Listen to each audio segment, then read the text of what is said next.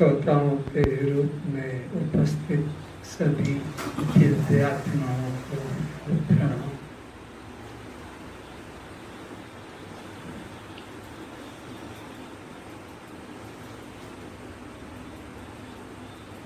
संसार का प्रत्येक प्राणी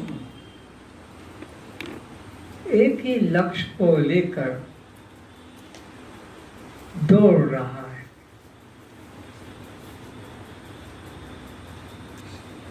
दिशा कोई भी हो,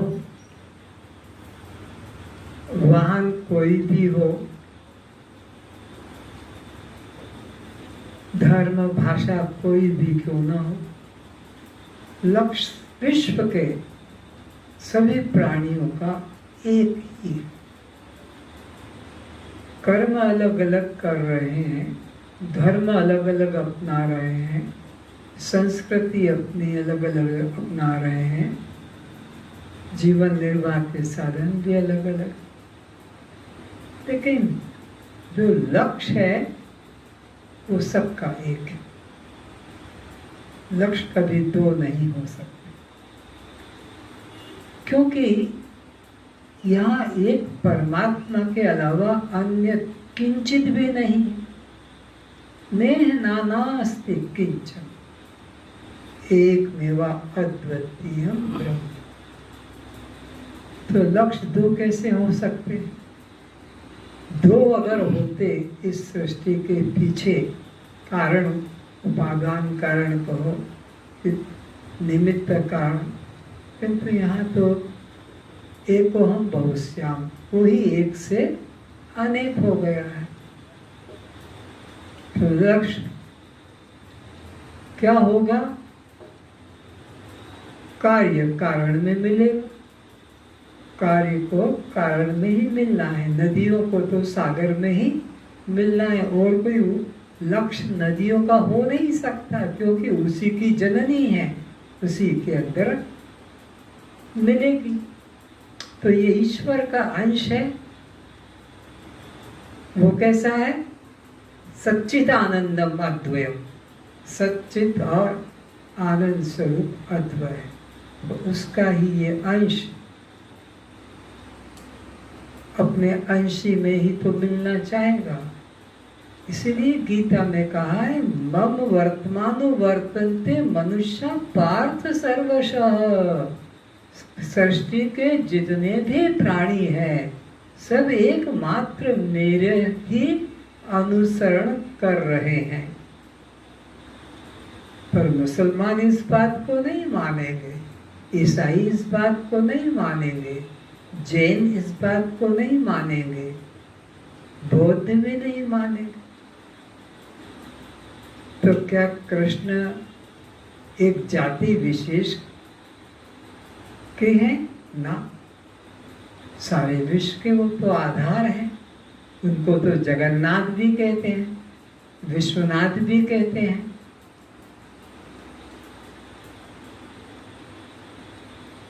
तो मम वर्तमान वर्तन्ते मनुष्य पार्थ सर्वशः का तात्पर्य मुरली वाले कृष्ण के पीछे सब भाग रहे, ऐसा वहां तात्पर्य नहीं है।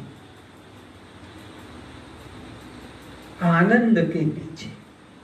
अब इससे किसी को विरोध नहीं, कोई जाति का, कोई संप्रदाय का, कोई मत मतांतर का, कोई देश का हो, सबको सुख चाहिए।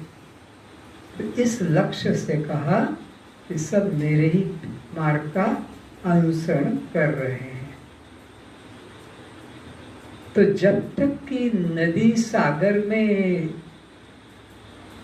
मिलती नहीं है, तभी तक उसकी हलन चलन दौड़ भाग होगी। मिल जाने के बाद शांत हो जाएगी वहाँ। इसी प्रकार यह जीवात्मा की भी हलन चलन भाग दौड़ खोज कब तक होगी? जब तक कि अपने मूल उपादान कारण कहो, अपने मूल अधिष्ठान को जब तक नहीं पाएगा, तब तक ये भागेगा। और जब ये अपने अधिष्ठान ब्रह्म के साथ एकता का अनुभव कर लेगा, इसकी भाग दौड़ तभी समाप्त हो जाएगी। उसके पहले कभी नहीं, कहीं नहीं।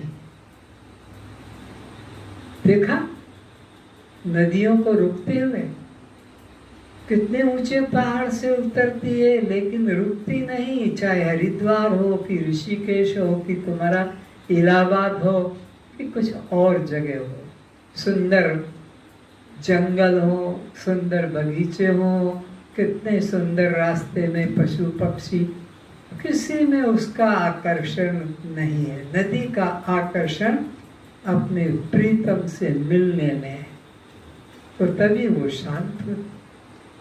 तुम चाहे जितनी प्रार्थना करो गंगा के तट पर, उसको फुर्सत नहीं देखने। तुम हजार हजार दीपक से आरती उतारो, उसको फुर्सत नहीं देखने। तुम उसमें गुलाब के पुष्पमाला विसर्जित करो कि गेंदा फूल का कि चंपा फूल का, उसको उससे कोई मतलब नहीं। उसमें तुम सोने की चेन डाल दो कि अंगूठी डाल दो, उसको उससे भी कोई मतलब नहीं। इसको तो अपने लक्ष्य से। ठीक इसी तरह इस जीवात्मा की भी अवस्था, कहाँ नहीं गया, क्या नहीं किया, सब जगह भटका, सब कुछ किया, किंतु चैन नहीं, शांति नहीं। क्यों नहीं कि अपने लक्ष्य को प्राप्त नहीं हुआ। लक्ष्य है परमात्मा, और जब परमात्मा को पाता है तभी यह शांत होता है। तो इसकी खोज जब से ये सृष्टि है तब से ही ये खोज चल रही है जीव की। और सृष्टि भी जीव के लिए ही है, इसकी नाना वासनाएं हैं, उसकी पूर्ति के लिए यह सृष्टि की रचना है। पहाड़ है, नदी है, जंगल है, वृक्ष है, पौधे हैं, पशु हैं, पक्षी हैं, कीट पतंग, ये सब जीव के लिए ही ये सब सृष्टि है। नहीं तो इन वृक्षों को क्या काम है, नदियों को अपना क्या काम है, हवा को अपना क्या काम है, सूर्य को अपना कोई काम है, आकाश को क्या कोई काम है, पृथ्वी को क्या कोई काम है, इनको कुछ काम नहीं है। तो सब जीव के लिए ये सृष्टि की रचना हुई है। तो जब इस जीव को अपने मंजिल की प्राप्ति हो जाएगी, उसी समय इसकी सृष्टि भी इसके लिए, इसकी सृष्टि इसके लिए समाप्त, बाकी के लोगों की सृष्टि बाकी के लोगों के लिए बची रहे। अरे जिस कमरे में बिजली लाइट होगा वहां का अंधकार जाएगा, बाकी के 50 कमरे हैं, सबका थोड़ी जाएगा। जिस कमरे में प्रकाश होगा वहां का अंधकार दूर हो जाएगा। तो जिसके अंतःकरण में गुरु का ज्ञान का प्रकाश जाएगा, एक ही बाप के 4 बेटे या 4 बेटियां हैं, लेकिन जिसके अंतःकरण के अंदर वो ज्ञान का प्रकाश जाएगा वहां प्रकाश होगा, बाकी के तो अंदर अंधकार पड़ा ही रहेगा। तो अब अष्टावक्र जी राजा जनक जी को माध्यम बनाकर हम सभी श्रोताओं को सजग कर रहे हैं कि देखो, एक ब्रह्म के अलावा, एक चैतन्य के अलावा, एक साक्षी के अलावा यहाँ कोई अन्य नहीं, और वह साक्षी तुमसे दूर नहीं। उसको पाने के लिए साधन भी करने की जरूरत नहीं।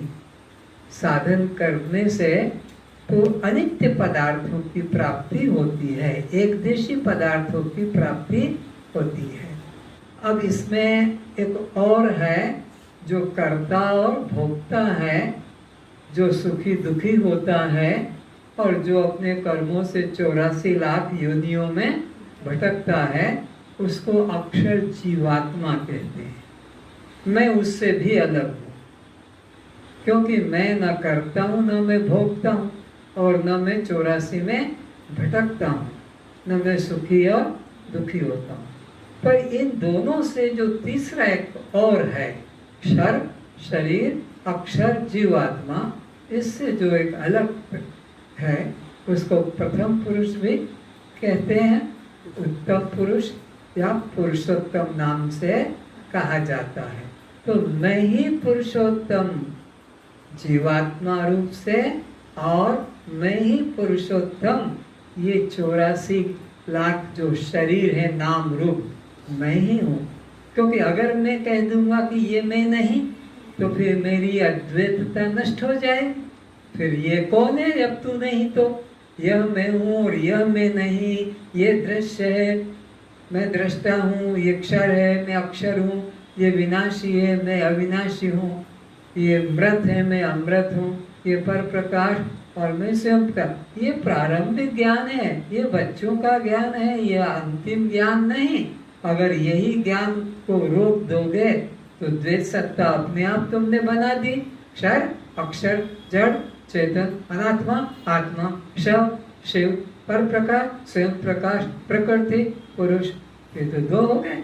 जब विवेक का सिद्धांत तो एक मेवा अद्वितीय ब्रह्म। फिर बाद में जब ये बोध जग जाता है प्रारंभिक अवस्था का, फिर बाद में कहा जाता है कि जिसको अलंकार कहा वो सोना ही है, जिसको बर्फ कहा वो जल ही है, जिसको तुमने माठिया कहा वो मिट्टी ही है, जिसको तुमने चूड़ी चेन कहा सोना ही है, और जिसको तुमने जीव जगत कहा वो ब्रह्म ही है। फिर एक भी कर दिया जाता है। पहले अलग अलग करके उसको समझाया जाता है ताकि वहाँ से उसकी बुद्धि हटे, नहीं तो फिर वो जड़ को ही बस ब्रह्म मान कर बैठा रहेगा, चेतन तरफ जाएगा ही नहीं। तो चेतन की तरफ दृष्टि लाने के लिए पहले उसको जड़ चेतन का भेद सिखाया जाता है, और जब वो भेद सीख जाता है तो फिर ये भ्रम भी उसका निकाल दिया जाता है। जैसे पाँव में चुभे हुए कांटे को निकालने के लिए दूसरा कांटा खोजकर और फिर उस कांटे से छोटा कांटा जो चुभा हुआ है निकालकर दोनों कांटे फेंक दिए जाते हैं। इसी तरह यह दृश्य और दृष्टा जरूर चेतन ये भाव जब आ गया तब फिर उसका इस भाव से भी उसे मुक्त कर देंगे कि अब कोई यहाँ पर दृश्य नहीं तो कोई दृष्टा भी, यहाँ कोई जड़ नहीं तो कोई चेतन भी नहीं, यहाँ कोई अनात्मा नहीं आत्मा भी नहीं, यहाँ कोई पर प्रकाश नहीं तो कोई स्वयं प्रकाश भी नहीं। इस तरह से दृश्य से उसकी दृष्टि को हटाकर और अपने चैतन्य स्वरूप में जो निर्गुण निराकार है उसमें इसको स्थित कर दिया जाता है। ये रामायण में कहा है,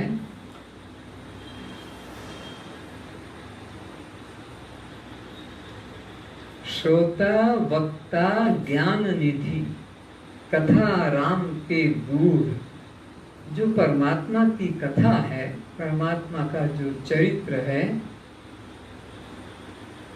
वो कौन जानेगा? श्रोता वक्ता ज्ञान निधि, ज्ञान के भंडार हो दोनों, श्रोता भी और वक्ता भी। किमी समझे ये जीव जड़ कली मल ग्रसित विमूढ़। ये जड़ जीव जिनको कि सत असत का नित्य नित्य का पता नहीं, किमी समझे, ये कैसे समझेंगे? राम की कथा तो गूढ़ है। श्रोता वक्ता ज्ञान निधि कथा राम की गूढ़, किमी समझे ये जीव जड़। जड़ क्यों कहा? क्योंकि उनको कोई विवेक ही नहीं है सत असत का नित्य नित्य का आत्मानात्मा का। कली मल ग्रसित विमूढ़, कली के मल से विषय भोगों में फंसे हुए लोग हैं। तो कैसे जानेंगे? उग रही विमल विलोचन ही के, जब उनके हृदय का ज्ञान का नेत्र खुलेगा। उग रही, इन नेत्रों की बात नहीं, इससे तो सब नाशवान दिखते हैं, नाशवान विकारी।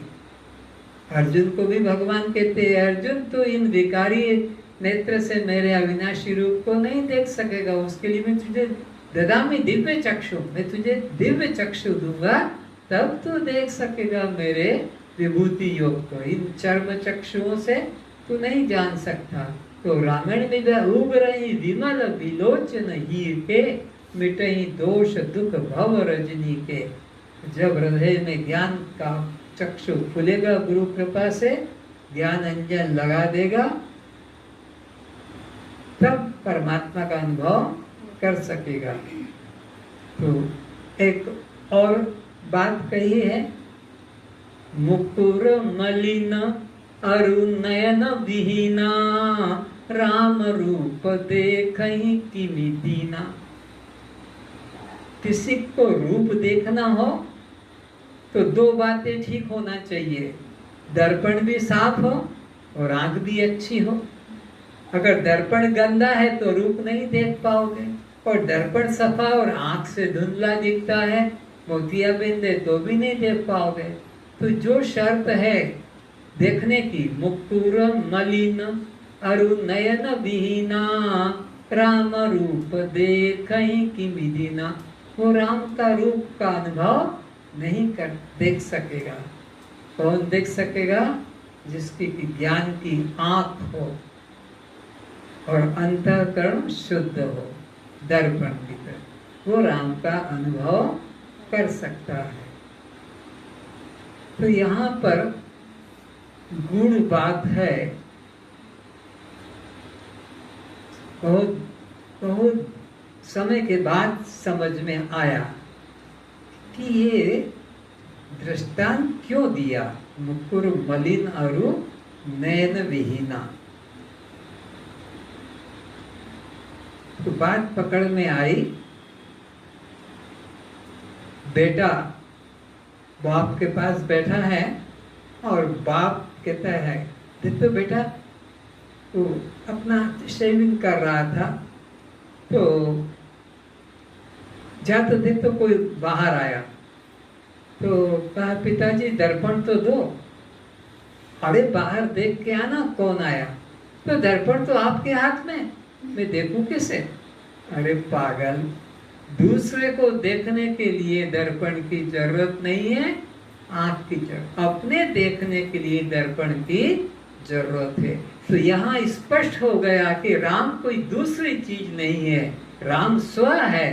तभी तो दोनों बता कि मुकुर भी, दर्पण भी ठीक हो और आंख भी ठीक हो। दूसरों को देखने के लिए तो आंख की जरूरत है, दर्पण की जरूरत। तो राम आत्मा है, राम आत्मा है। इसीलिए कहा कि सन्मुख हो जीव जग मोहि, जन्म कोटि अघनाशहु तब ही। जब जीव मेरे सम्मुख होता है, कोटि जन्मों का पाप नष्ट हो जाता है। तो राम का मतलब कोई अन्य व्यक्ति नहीं। अन्य व्यक्ति होगा तो उसके लिए आंख ही पर्याप्त होती, फिर ये दर्पण को देखने की बात ही नहीं आती। तो दर्पण भी चाहिए और आंख भी चाहिए। तो ये दर्पण अपने लिए होता है, दूसरे के लिए आंख ही पर्याप्त होती है। तो राम तत्व, ब्रह्म तत्व, ये दूसरा नहीं, अपना आप है। आज बस इतना ही। सर्वेषां शांतिर्भवतु, सर्वेषां मंगलं भवतु, सर्वेषां स्वस्तिर्भवतु,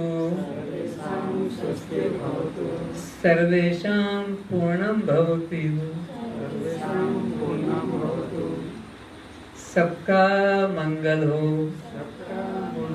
सबका मंगल हो, सब स्वस्थ हो, सब स्वस्थ हो, सब निरोग रहें, सब प्रसन्न रहें, परस्पर वैर भाव कभी न हो। ओम शांति शांति।